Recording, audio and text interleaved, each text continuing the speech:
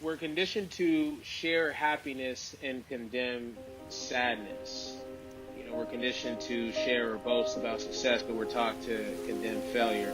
And I'm starting to learn that it's okay to be sad. It's okay to be hurt.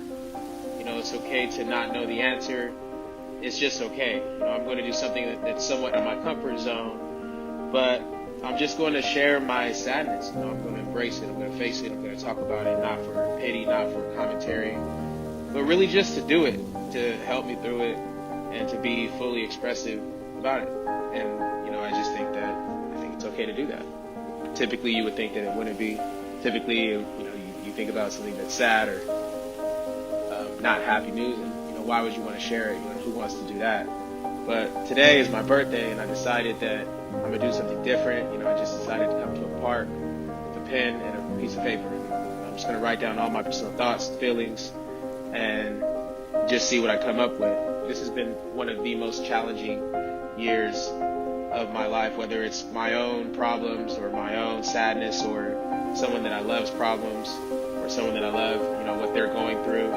It's just really been one of the most difficult years for me. Bob Marley said, "You never know how strong you have to be until being strong is your only choice." And that's where I'm at right now. I've had ample time to just think about things. Am I doing this correctly? Am I doing this correctly? Am I approaching this situation the way that I should be? Meanwhile, I have 10 things going on right now that are just, seems like my world's crumbling. And I just feel as though I've developed a deeper level of compassion for myself, forgiveness for myself, and a deeper level of compassion for other people who may be just going through whatever they're going through in their life. I've always felt like things have always pretty much gone my way. The chips have always fell in my favor.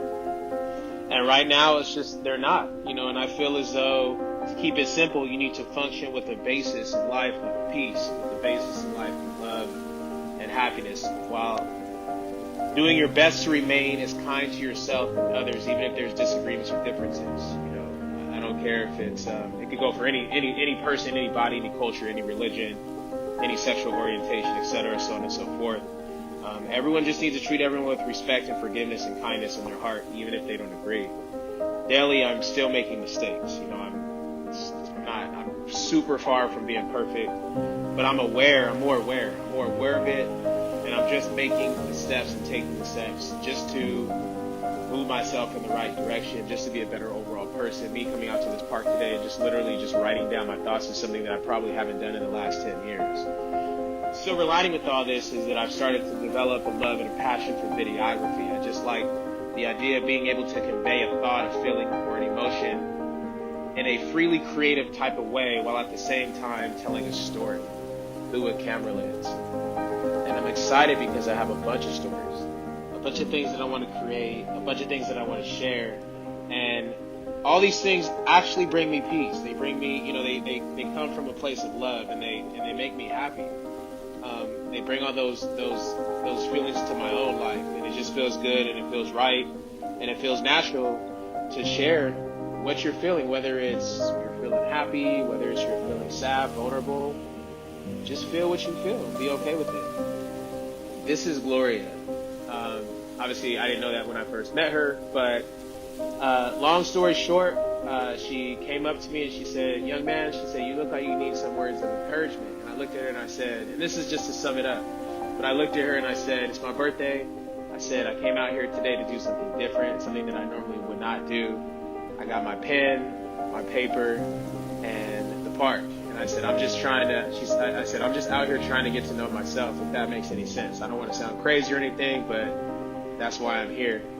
And again, to make a long story short, we talked for about 45 minutes, but to sum it up, she told me, she said, "The best gift a man could give himself is to get to know himself." That resonated with me. The light bulbs went off. The sirens went off. It hit me.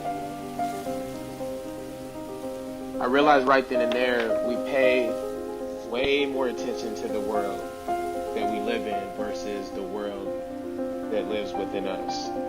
What I've come to discover is that pain and sadness can be beautiful because it's what makes people people. It's what makes us genuine. It's what makes us sincere. It's what makes us real. It's what makes us connect. And pain and sadness should be shared. You know, it's normal, it's natural, it's organic. It's what we feel, it's what we experience. I have come to see the beauty in pain and in sadness and in vulnerability. And the reason for that is because I've just been so encapsulated in this hurt. I've been so encapsulated in this sadness that I've tuned out what I normally would pay attention to, which is the outside world.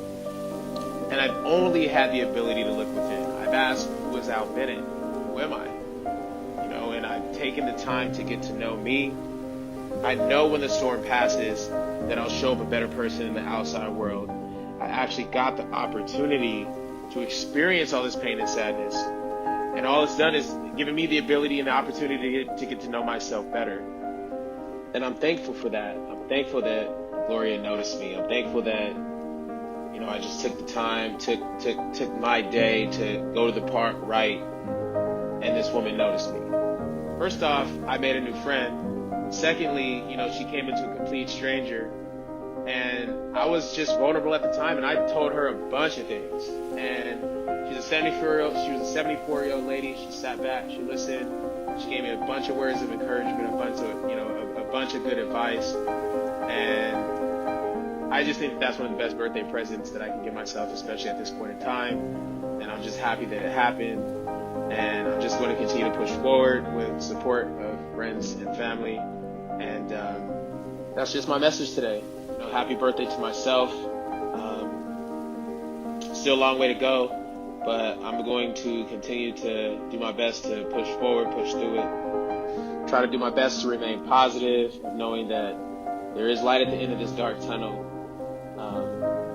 And that's it. You know, I've been a fighter. I'm going to continue to be a fighter. I'm going to fight for myself, fight for the people that I love, and, you know, we'll do it. We'll get through it. Let's go.